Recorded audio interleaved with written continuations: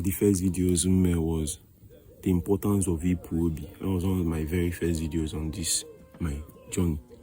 The importance of going and getting your own home, not living in your general home, not unokabina isiobi.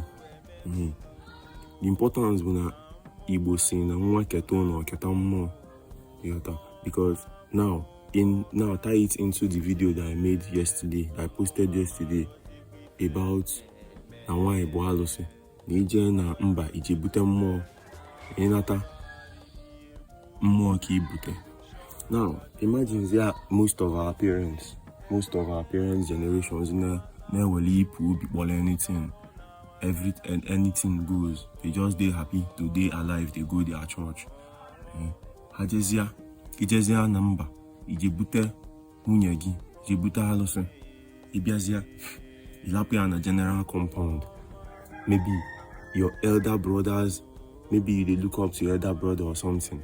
Or your elder brothers own halose obutekwa. Ojakwa just the way get once we ijebute halose nkege. Ibiazia ine make by your own halose aro. Mmụọ ibute ị na-emekpa alụsị nke gị arụ, ịlapụ ndị ahụ na-emekpa alụsị nke gị arụ. How you want take get ọmụmụ iji ebute mmụọ ọmụmụ yazia really first of all lapụ ya na instead ịmakwa na ibute alụsị ịlụalịa ọnụ nke ibute alụsị ịlụalịa echi bụ na ife ịchọ na-eme as dibịa bụ ibute mmụọ ịlụalịa obi nke because ha ya ekwuru mana iji ebute nke gị nwa sef ọ bụrụ nọ na ibute second one nọ nke another man's ikenga bute. You go leave your own alụsị under them. How you want take win for this life? So any of you will be say even till date nna gị hapụgo obi, go ask him, say, Kebebo Aniobi ani. Go ask him, where is our Aniobi?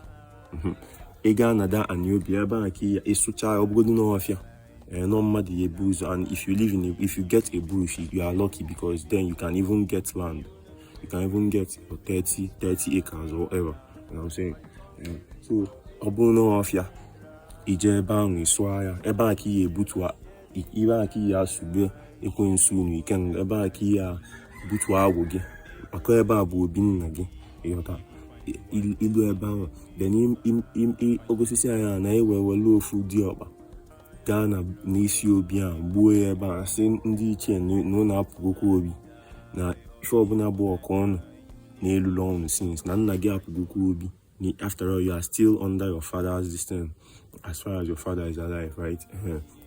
Ife ọbụla bụ okie nyabatalo na okie kozi n'eko na ọpụgo obi ikpọgbu ogwugwu that your mother's mmụọ way your father don't disregard for so long. Ikpọgbu ogwugwu ikwu nne gị sịa na ọ na-apụgokwa obi na ife ọbụla kwesị ilo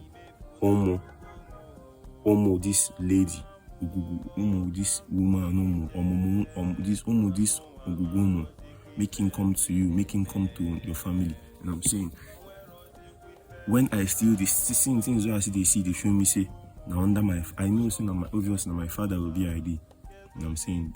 And thankfully they don't live here, right? They live another place.